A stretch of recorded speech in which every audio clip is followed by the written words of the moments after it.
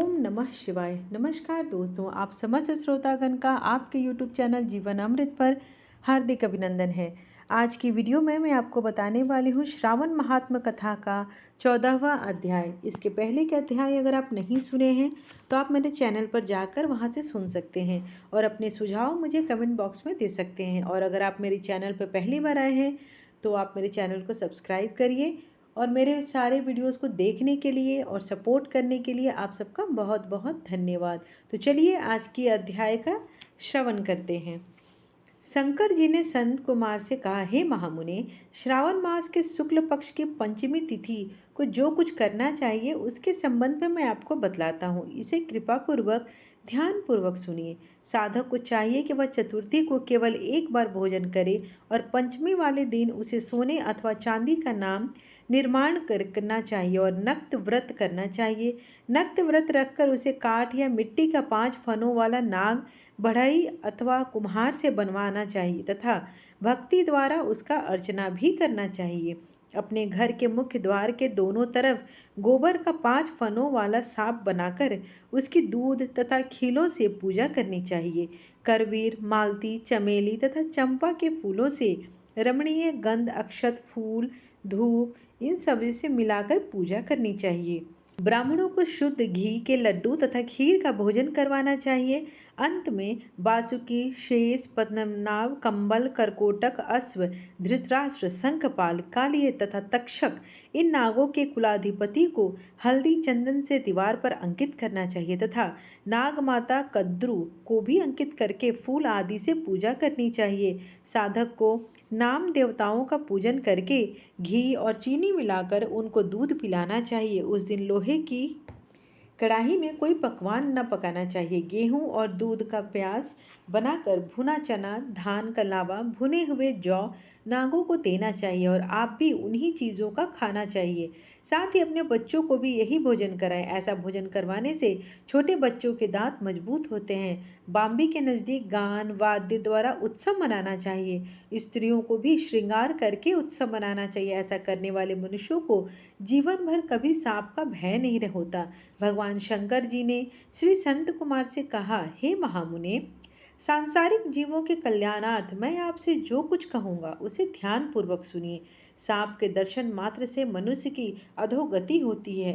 सांप हमेशा तमोगुणी होता है, इसमें कोई भी संशय नहीं है। पूर्व विधि द्वारा एक भुक्त आदि का नियम कर ब्राह्मणों के सहित प्रेम से नाग बनाकर पूजना चाहिए। इस तरह 12 मासों के शुक्ल पक्ष पंचमी के दिन व्रत करना चाहिए। व्रत की समाप्ति पर शुक्ल पक्ष की पंचमी को फिर पूजा करनी चाहिए। नागों के भोजन के उद्देश्य से साधु संतों और ब्राह्मणों को भोजन करवा देना चाहिए। ऐतिहासिक पद को रत्न विभूषित सोने का नाग देना चाहिए। सामग्री सहित संवत्सा गौदान देते समय नारायण विभु का स्मरण करना चाहिए।